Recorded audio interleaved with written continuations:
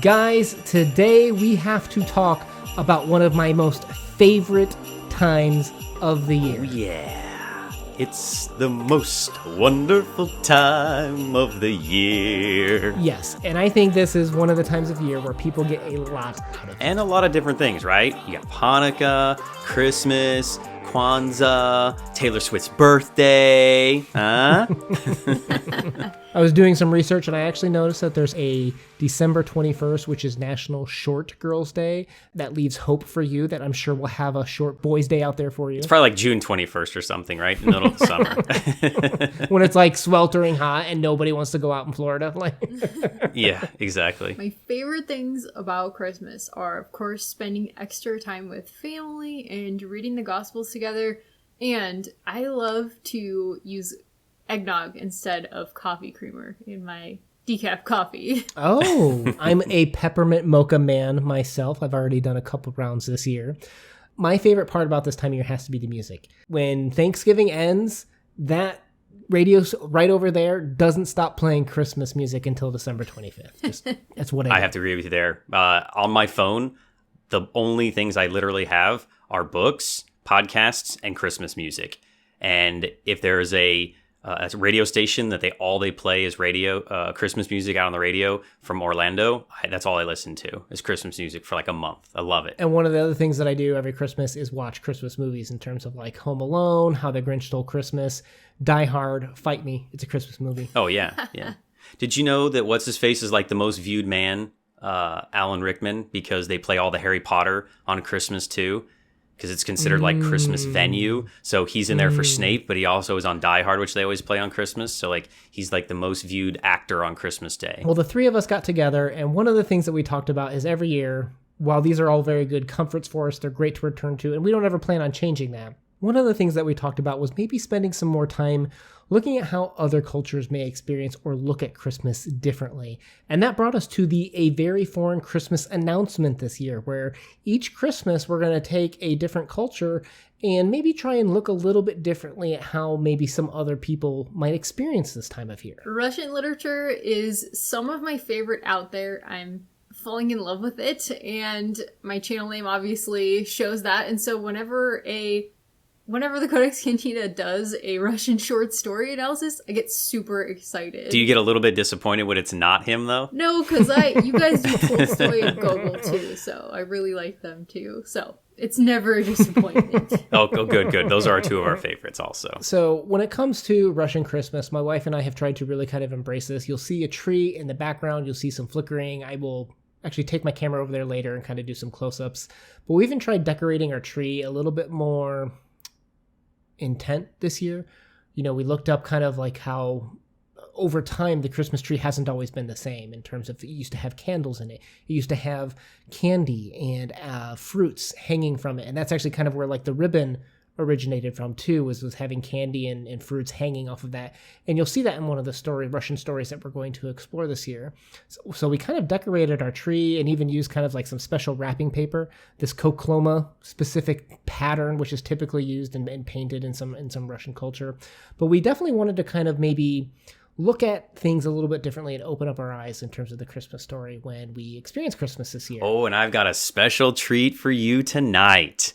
So, speaking of all of the decorations, I have made a little game for both of you called Name That Tree. So each of you will have 3 questions, and you will have 3 pictures, and I will tell you which one is a typical tree in their old style. Now, of course, many of them, if you look up, you'd be like, oh, I looked up and look just like our Christmas tree. Yes, that is true, but these are some of the old styles of way that these different cultures around the world decorate their trees, a little bit uniquely compared to what we do in the 21st century. I feel like the historian Crypto is going to like smash us with this game. No, it's easy. Well, yours is easy. I made Una's hard.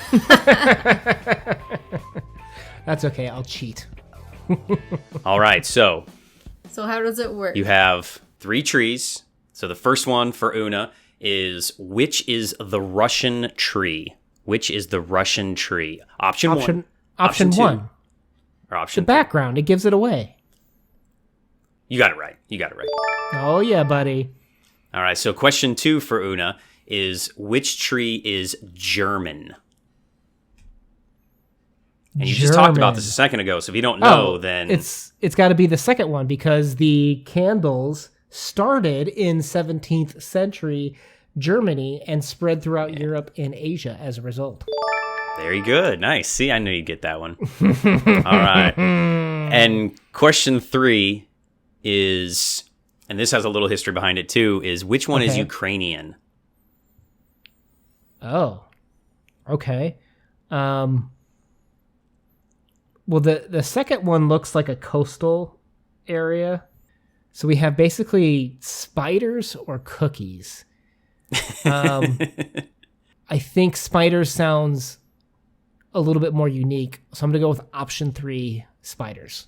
Nice, yeah. And that's where we get the idea of tinsels, is there they had a magical Christmas spider that would spin the webs down the Christmas trees, and that's how we got the idea for tinsel. So like when you throw the icicles and stuff there, it's actually not icicles, it's supposed to be spider webs that are on the trees. Oh, interesting. Pretty cool, huh? That's super I cool. believe that's a 3 for 3, Christy. You're going to have your work cut out for you. Shoot. All right, do you have your quiz, Christy? Yes, I've got it. All right, so the first question for you is, which tree is France or French? So the first one, it kind of looks like fruit at first glance, but it also looks kind of modern, so it's a little bit hard to tell if the ornaments actually look kind of modern. The second one looks like way more modern. There's like a giant joy written in the middle in like cursive script, so I don't think it's that one. There's like popcorn strings on it. Like, it just looks too modern. And the third one, there's 2 like peasants right in front. Like, they kind of look like they're from a different era, so I'm gonna go with that one. We need a sound from The Price is Right. I was gonna say, I feel like number 2 is my mom's house. Number 3 is like someone who lives in a fisher area. Like, these are 2 dudes that go out fishing every day to survive. Like, look at those guys. They've lived their life. They've lived their life on the sea. Yeah, so 2 is America, 3 is Dutch, and number 1 is French. They look like fishers for sure. Yeah, so they did Fishermen. the fruits and stuff in France. Drag. Okay. All right, so question number 2 for you. Which tree is from Mexico? Ooh, I think I know this one. Okay, because number 1 looks super Mexican. Number 2 has like candles on it. Sure does. And yeah, I'm just gonna go with number 1 on this one. It looks very Mexican. Very good. Cool. Final answer. All right. Final answer. Good job. Good job. All right. And the third one, which one is Japan? Ooh, okay, so the top one has some kind of like angular, modern looking ornaments. The second one has the fisherman again. I am not going with that one. Wait till you keep going. Shut up, Una. You don't get to help her. She'll know it when she sees it. That's why I didn't give you this one. The third one looks like maybe origami, and I think that's from Japan, so I'm gonna go with option number 3. Yeah, the origami cranes and stuff, origami ornaments. Yeah, it's Japanese. Ding, ding, ding, ding. Correct. Woo! Yeah, good job. Good job. Yay. Okay, so We both Thank Nice. you. win. That was fun. yeah, and they're all actual unique ones. The option 1 there on the Japan one is Finnish for the lighthouses, which I thought was really cool. We talked about the candles, talked about the Dutch guys, the Americans. Yeah. This is actually interesting learning about trees, I feel like, through this project. So what does this project entail besides talking about a lot of trees? We are going to be doing a read-along. This is a BookTube channel. We're going to go, the CodeX Cantina is going to go heavy into detail on 8 specific stories from writers from this area. Christy Lewis will also be reading these stories, but she's going to explore them in her own way. We like doing some of the analytical breakdowns, so we're going to have a story and we'll put a schedule. Well, hey, we'll put a schedule on the screen. I'll try and be fancy and not lazy this time. And I'll also put it in the links down below. Now, Christy, how are you going to be exploring these stories? I'm going to be vlogging my experience of these stories, and I'm going to try and give you my immediate reactions and some thoughtful reactions as well, but mostly immediate as I am cooking some Russian food. And we're going to do also on my channel a live stream, and that will be in mid-December on my channel, and that will be a lot of fun as well. And then I think you guys are also drinking some Russian-inspired drinks tonight Yes. too, aren't you? Yeah, I have a nice Russian peppermint drink here. So it does have the traditional vodka. So I just went a little bit of peppermint extract there, and I got a candy cane. And it's supposed to have that peppermint bark on the rim, but it wouldn't stick to my my plastic cup here. But there actually is the peppermint bark down in there as well. So That sounds delicious. Is it hot or is it cold? cold on ice. Okay. Oh, man. Yeah, I'm melting underneath my lights, so cold, very cold. Super yummy sounding. And then what do you have, Christy? I made some Russian morse. It's very traditional. You boil some cranberries until they burst and strain them and add some sugar or honey. That sounds delicious. You should have vlogged that one. I would have watched that. Yeah, it sounds like a lot of work. I want somebody else to do that. All right, so we were talking about music earlier. Music is one of my favorite things. I put together just a quick little quiz for you guys. I'm going to... Oops. I put together a quick little quiz for you guys. I'm going to play a little snippet 4 times, just like in Name That Tune. It's like a little 1-second snippet. You guys need to listen very closely and tell me whether they are singing in English or in Russian. Okay? Okay. All right, so you're going to get this first section 4 times.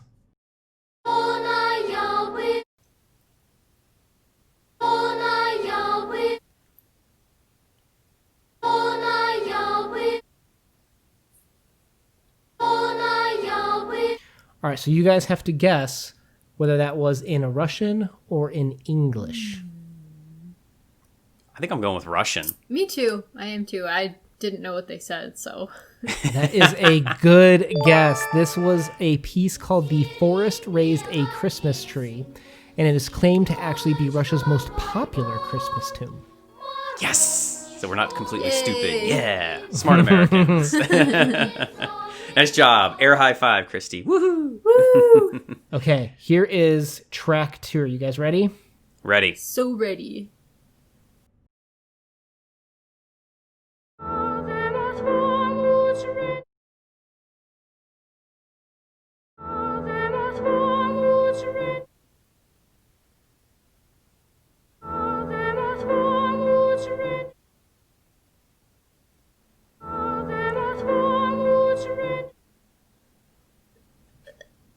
Okay, that's track 2. I think she's about ready to say red or something, so I don't know. I'm going to go with English on that one. I still didn't understand it at all, so gonna go with Russian on this one. Are you guys ready for this one? Yeah.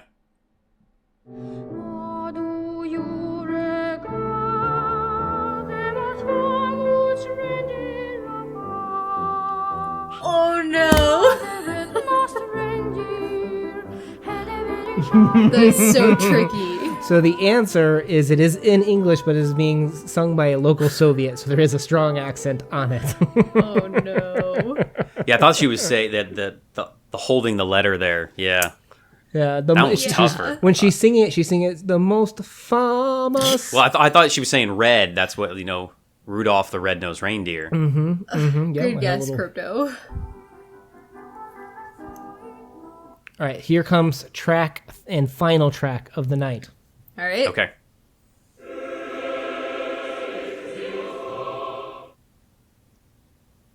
Damn it.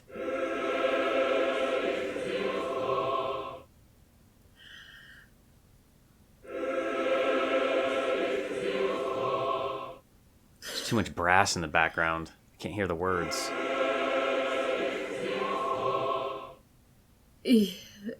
All right, Pretty sure final that guess. one's English I'm again. gonna go with English or Russian, Christy?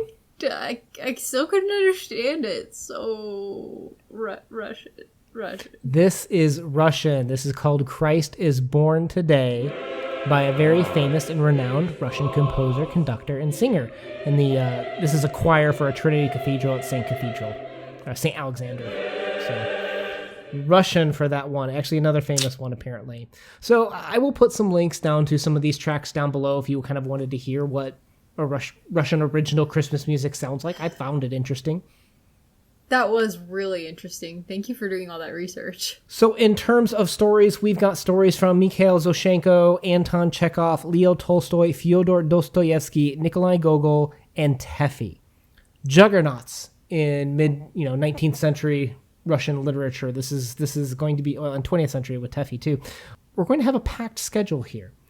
And I'm pretty excited for these stories. And at the same time, I also understand, having read enough Russian literature, that these are going to be probably a little bit more on the sad side, a little less redemption when it comes to the Russian short story. They have an interesting version of redemption in Russia. Particularly when it comes to Chekhov, right? Because he tends to bring you to the epiphany part of the story and then just stop.